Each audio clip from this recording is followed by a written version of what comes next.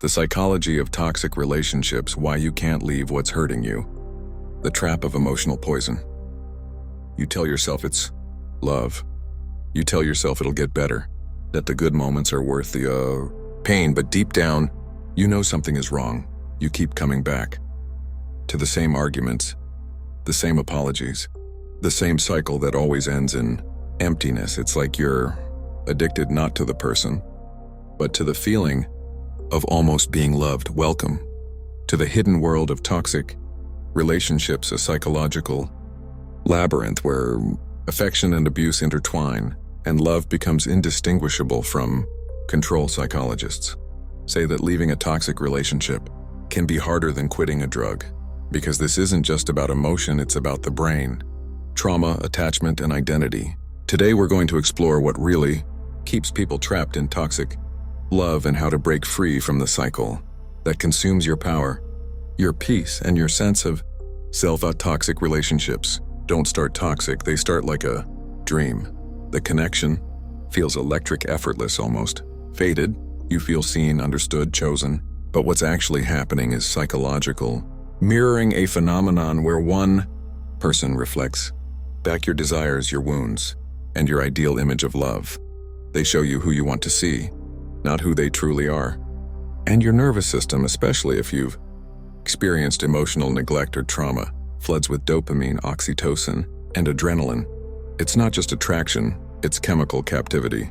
Every intense high, the love bombing, the long messages, the promises wires your brain for dependency. So when the coldness, criticism, or distance comes, you don't see it as a warning. You see it as a test, a challenge to earn back the connection that made you feel alive. Carl Jung once said, "Until you make the unconscious conscious, it will direct your life, and you will call it fate." That's what happens in toxic love. Your childhood wounds become invisible magnets. You're not just loving them, you're trying to heal the parent who never saw you. You're trying to prove your worth through someone else's approval. You're chasing closure from your own past, but you're doing it through someone who profits from your confusion. And that's why logic doesn't work. You can know it's bad for you. You can see the manipulation, and yet you stay. Because on a subconscious level, leaving them feels like abandoning the part of yourself that still believes you can be loved if you just try harder. Toxic relationships operate like an addiction. At first, the drug is pure bliss. Then it becomes chaos wrapped in comfort. The manipulator, whether conscious or not, begins to alternate affection and punishment. This is called intermittent reinforcement, one of the most powerful psychological traps known. One day, they love you. The next, they're cold, distant, or cruel. And your mind starts chasing the high of their approval, believing if I can just do everything right, they'll love me again. But this pattern trains your brain to confuse anxiety with love. Your body becomes addicted to the adrenaline rush of uncertainty. That's why peace feels boring, and chaos feels like passion. This is where the trauma bond forms, a deep emotional dependency on the very person who causes your pain. Your abuser becomes your comforter, your wound becomes your home, and the relationship becomes your identity. Every argument followed by affection rewires your emotional memory. You start to crave what hurts you because the pain feels familiar, and familiarity feels safe. It's not weakness, it's conditioning. And when you finally try to leave, your brain goes into withdrawal, not just emotionally, but chemically. You feel empty, anxious, restless, and as if you're losing oxygen. But you're not losing love. You're losing the illusion that love equals survival. Machiavelli once wrote, "Men are driven more by fear than by love." In toxic relationships, that's inverted. You're driven by the fear of losing love itself. And the manipulator uses that fear to keep control. They'll say just enough to make you hope. They'll give just enough to make you stay. And every time you walk away, they'll pull you back, not because they love you, but because your attention is there. Validation. Carl Jung believed that within every relationship lies a mirror.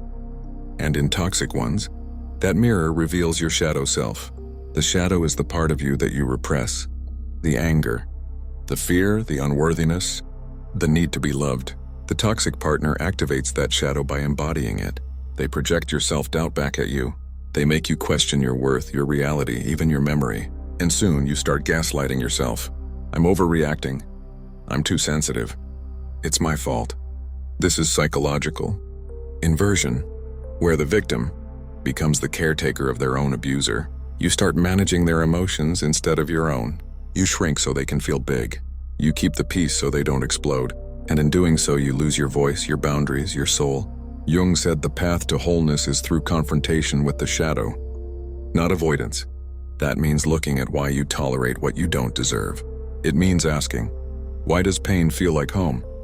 Because until you face that, you'll keep replaying the same story with different faces, always finding new versions of the same wound, escaping. A toxic relationship isn't about forgetting them. It's about remembering yourself. Here's what psychology and Jungian analysis teach us about breaking the spell. 1. Acknowledge the addiction. Don't romanticize it. Call it what it is, an emotional dependency. You're detoxing from a psychological drug. Treat it as healing, not heartbreak. 2. Grieve the illusion.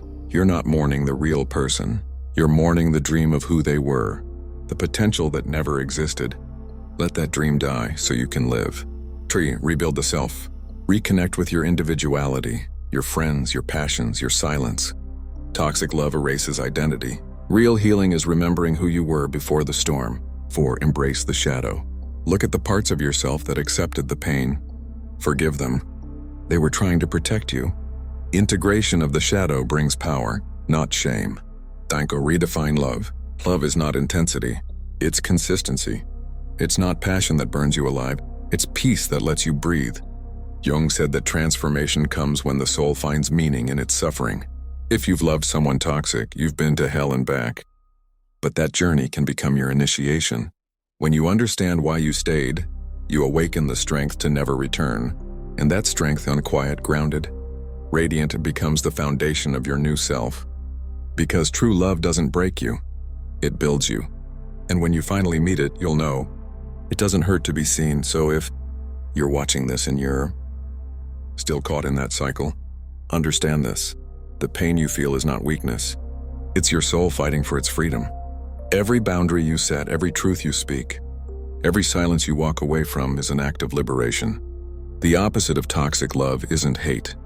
It's clarity. And once you see clearly, the spell is broken forever. Comment, I choose peace over pain. Like if you've survived toxic love and reclaimed your power. Subscribe for more psychology, shadow work, and the philosophy of emotional strength. Because the greatest victory is not escaping someone else's darkness. It's learning to never abandon your own light again.